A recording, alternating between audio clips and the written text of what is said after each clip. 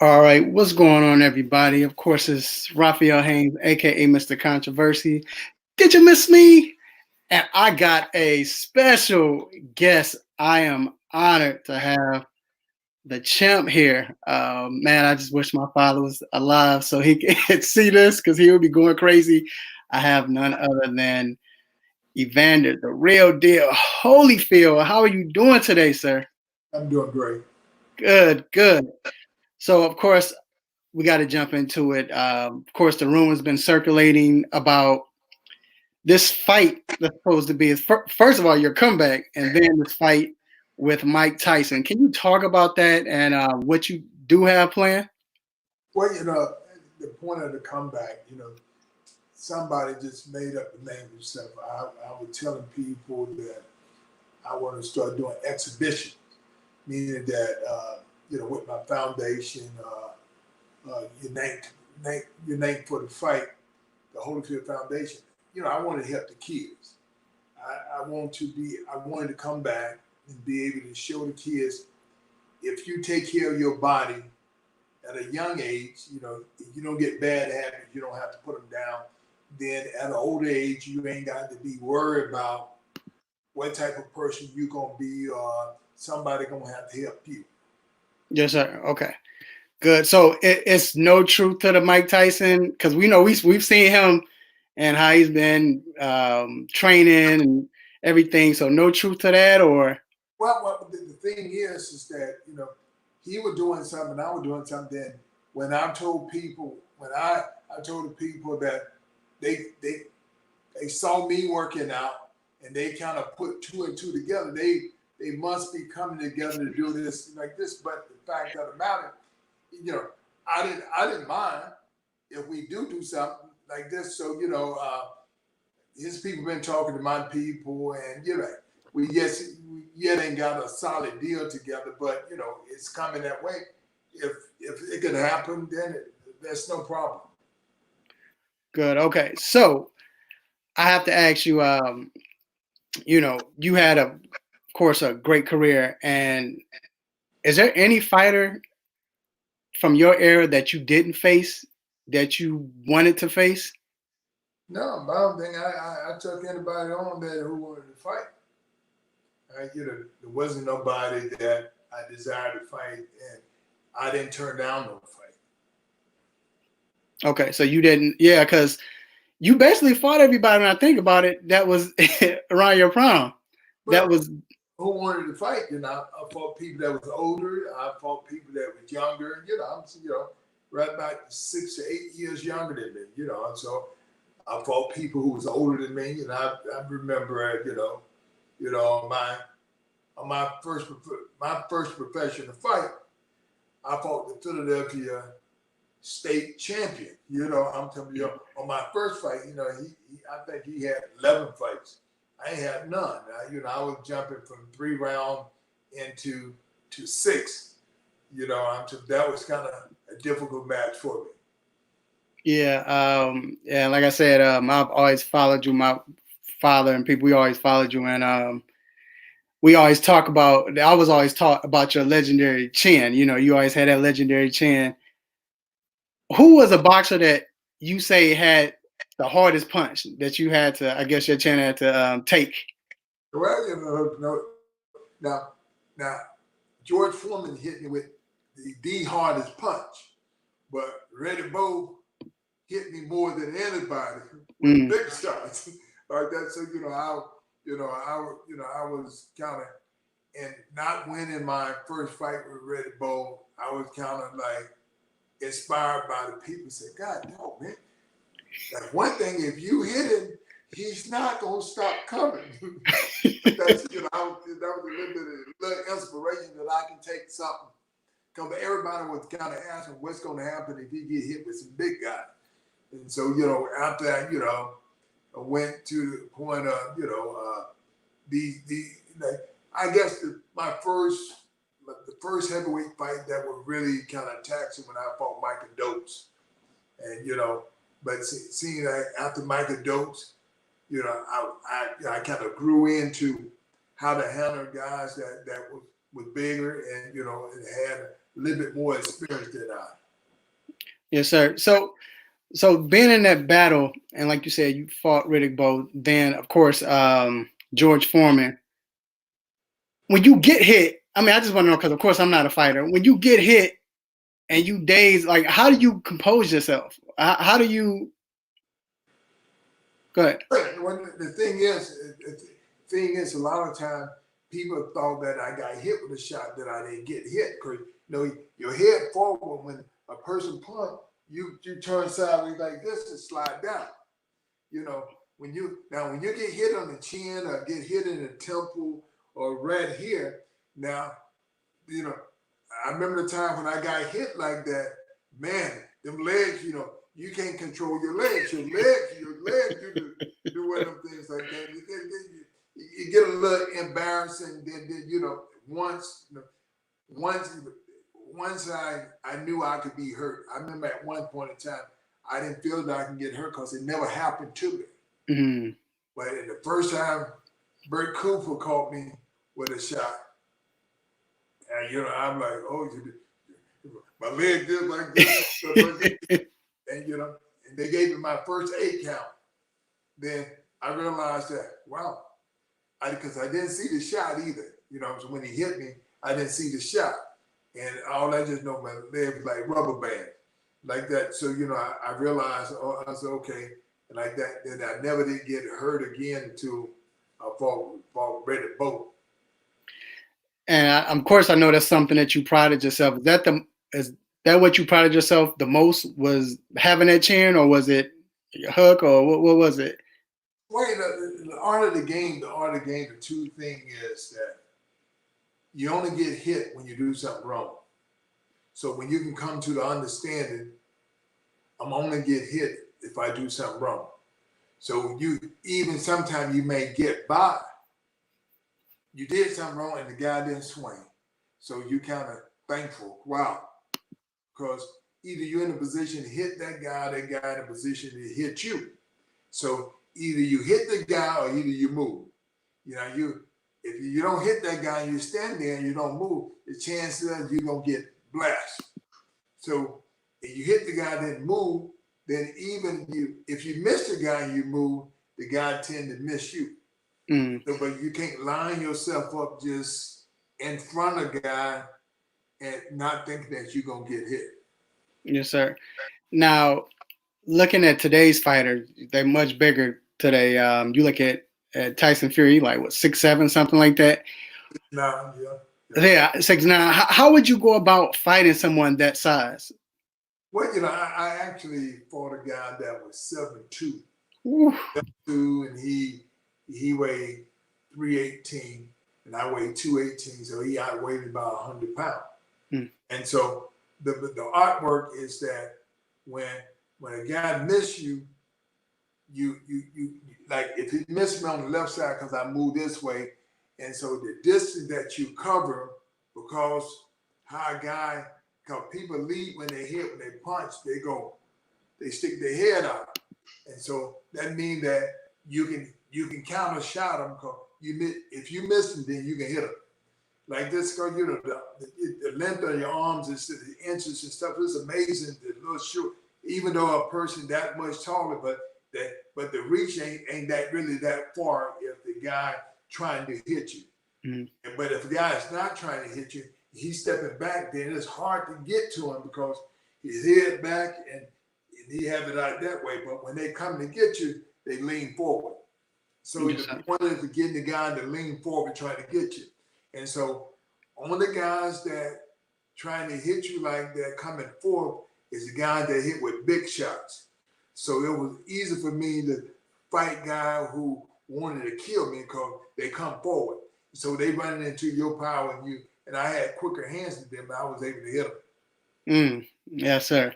Now, we saw what happened with Wilder and Fury, especially the second match. I know Wilder's your guy. You personally told me that the first time I interviewed you. What would you, if you were his trainer, if you had a moment to talk to him, what advice would you give him as far as how should he approach this next fight? Well, that last fight that he fought, I knew that something was wrong. And and he said he got an eardrum bust. And I got my eardrum bust when I fought Lennox Lewis the first fight in Madison Square Garden. And you can't get off real good, your balance bad. So when he said that, I realized, and everybody said, man, he didn't do nothing. Well, when I had been boxing ever since I was 8 years old, and I had great perfect skills.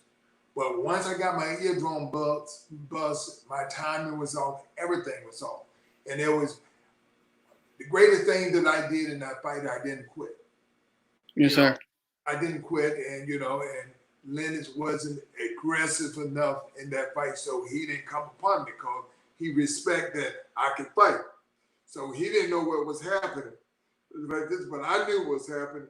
And if it wasn't, like I told everybody, if it wasn't for my son Evander Jr. was out at the fight. If it wasn't for him, I would have probably quit. I knew my eardrum was bust, and he was so much stronger. I would have quit because my son was out there, and I ain't want nobody to tease my son by saying, "Your daddy, he got out there, he quit." So right. That's one reason why I didn't quit in that fight. Because it's funny. When I was watching the fight, just watching it live, and when he fell down, I knew something was right. Because usually when somebody get knocked down, like you said, the legs are rubbery, or they just look down. As soon as he hit the canvas, he looked up and pointed at his ear, like to the ref, like, "Yo, he hit me in the." And I was like, okay, something ain't right. And then, like you said, from there his balance was off. He couldn't do anything. He just didn't look right. Well, because me, I have seen him fight. And don't nobody never get a chance to hit him. Mm-hmm. He don't never get hit by these guys.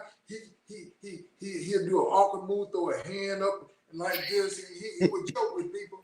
But that fight, he got hit with just about every shot the guy threw.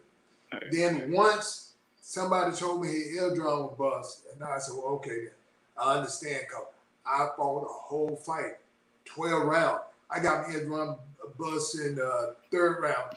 After that, I'm like, I couldn't hear, and I could feel the air kind of going, seeking in there. So I ain't know how to take it. And so, it's just a lot of things be going on in your point of trying to survive. Unfortunate, but fortunate that Lennox Lewis didn't put the pressure on me. If he would probably put pressure on it, there's a good chance that, he probably would have toughed me because my balance is off. Yes, sir. Now with that rivalry right now with Wilder and Fury, like today you don't see that much of, especially with the heavyweight class. But back then you had Riddick Bowe. You fought Tyson twice. You had Riddick Bowe. What was your favorite? I just most thrilling when I beat Tyson, the first fight, and because when you have people in the family who think that he gonna beat you like that, I had family members say, I can't wait, he gonna show your smile. I'm telling family members, then of course after the fight when I beat him, they said, oh, I was just mad with you. But but my mama said, whenever somebody says something, part of it is the truth. Like this goes, like I was one of them type of people.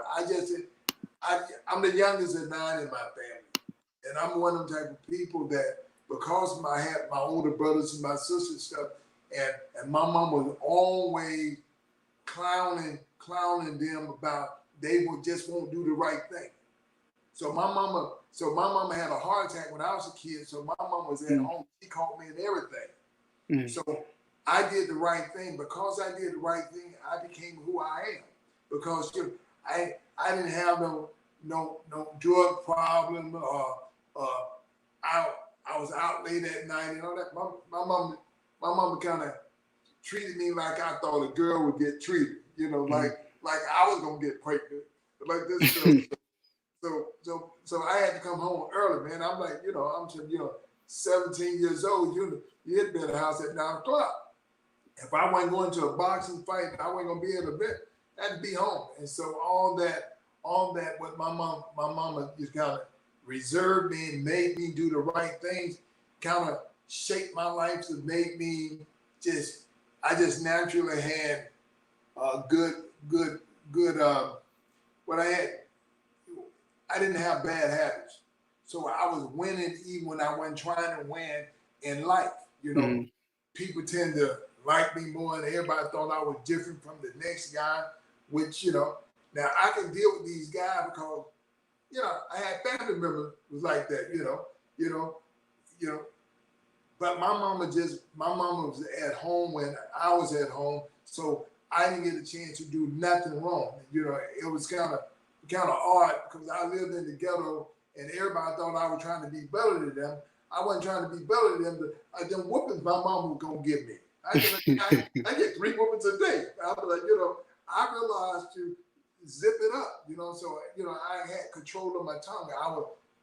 My mother did dissed me so very well that I didn't have bad habits. That's good. That's good. Yeah. Of course, that was a memorable fight. Now you look at today, like I mentioned, we have a lot of good fighters today, whether heavyweight or not. Which match, no matter what type of class or weight, I should say weight class, who would you want to see fight? Like, what fight do you want to happen? Well, but not that. I always wanted to see Anthony Joshua and the guy from England. Well, wait a minute. Yeah.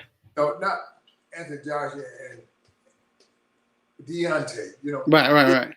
I really wanted to see that because I thought you know it just Anthony Joshua is a well-rounded fighter, and I think he give anybody trouble because he was an Olympic gold medal. He well-rounded and all this, but the difference is that when it comes down to Deontay, he's a good thinker. Yes, sir. When he give his all, and so he kind of remind me of myself, but I have a little bit more now. I have a lot more ability. I have more too because I started boxing at 8. Here's a man coming out 18 or 19 years old. That's just like going to school and miss the early education. It's gonna be hard to catch up. But because he's strong-minded and all that, he's very confident. I'm saying he appreciates the little things that he can do. He don't ever talk about, well, I'm too thin or I don't weigh enough. He go out there and he throw that cannon. He throw about 2 or 3 shots real well, and he have been able to win with those 3 things. And so so that's the whole difference when a guy when you're a student of the game, and this is what you do, which is, and that's how Tyson Fury is a well-rounded. This thing been in his family for that boxing stuff been in his family for a long period of time. So he's the one that gifted in this stuff, and he can do better than these other guys who may be a better puncher like this, but he's able to maneuver himself, change positions all the time to be the champion that he is today. And this last question about the Fury Wilder, I have to ask you this: when Fury went and was acting like, or what, if he was actually was licking licking Deontay in his ear, you as a fighter, you see that after the fact. How would you be able to control your emotions and not get to him? Because of course, naturally, I know with me, I would be the one to fight him when I see him. Like, you're not gonna just do that to me. But when you get in the ring, is it hard to control your emotions, or would that inspire you more? Or? What your strength? What make fighters boxers great? Because they can control their emotions. Because it takes discipline to be a great fighter. You find that all them fighters who are great, they can control their emotion. They know they got to shut down because when you get angry, it make it worse. So if you get angry and you start missing the guy, you get tired and tired. I'm telling you, there's an art to the game. The game is about the confidence that you have, and and being able to heed to, oh, maybe this guy just playing possum right here. And so you have to figure these things out in the process of what things happen to you in the different fights that you have fought. I'm saying, you have to have control. And to be a great champion, you have to have control. Yes, sir. All right, and I guess I got to ask you about your son, Evan. He had a great debut. He actually knocked, I think he knocked him out, right? He knocked Nick Winstead out in the first round? No. I don't know if that was his first fight. Now, the first fight, he knocked the guy out. Like this. Right. Okay. The first. Okay. Yeah. But later now that he don't got up there, you have to step him up. Mm-hmm. For a fighter to grow, you have to step him up, give him a little bit more, get a taste of this, so he'll be ready for when it comes down to championship fight. And are you involved in his career right now, or is it hard to you try to stay away? Well, no. The thing is that he have a manager and he have people to do that.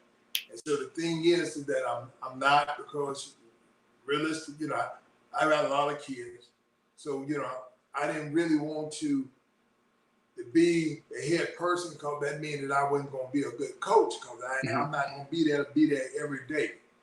And just the fact of the matter is that because I can come to a fight and know everything, and I think I can holler from the outside and be able to help him more than I would because you got to when you're a coach, that's almost like being a father. Mm-hmm. You have to be there with that. And so, it wouldn't be right for me to give all my time to one of my kids because he a boxing and I was a boxer. I'm a dad to 11, you know what I'm saying? So I got to be there for all of them. I have to be there, be able to help everybody. So he knows that, and but he the only one that chose boxing. And that's one thing I tell him. I said, at least you chose the thing that I do the very best. Now, I know this. Now, I said, all the rest of the stuff that I didn't know, I said, I learned through a lot of mistakes. Yes, so, boxing is the only sport that I ain't make that many mistakes because I'm very well experienced in boxing. All right, and this is the last question. This comes from, I like to involve the fans and people watching, comes from Kelvin Cately, and he asks, how would guys like Fuhrer or Wilder fare in the heavyweight division in your time? Well, with Tyson Fury, because he is a student of the game, and he's just like the guy that was probably in our era. But you only get tested by when you fight somebody who good. You don't really know how good a guy is who somebody else brings something out of it. I think definitely I would think Tyson Fury could have been in. I think that with the other guy Deontay. No, God. Yeah. Deontay pretty much started late. Now he would have had the shot, but but these guys would have knew how to fight inside. They know how to clinch. They would know how to do things. So it would be a little bit more difficult. But it don't mean that I'm talking because he can do that 1-2. He would have knocked a lot of them guys out with that as well. Because the Cuban guy from the Cuban guy that was knocking everybody out, he won the Olympics 3 times in a row, and he had the same style like this. He tapped you with that jab, and when you run in there, he blow you up, boom, like that. So that's the reason why he's a good fighter. He had the range, and he execute. He ain't scared to load the boom on. All right, well, champ, man, thank you. I appreciate this moment. Thank you for coming on, and you already know you always welcome again to talk with me. Love to talk boxing, of course, and this is the 3rd time we talked, so this is cool. And like I said, I love to have you back. But once again, thank you. Everyone else who's watching live, thank you. I appreciate you. And make sure you follow the 3-Point Conversion. Look at the ticker, Instagram, Twitter, Facebook, of course, YouTube channel, subscribe. And we'll see you sometime next week. All right, we out. All right.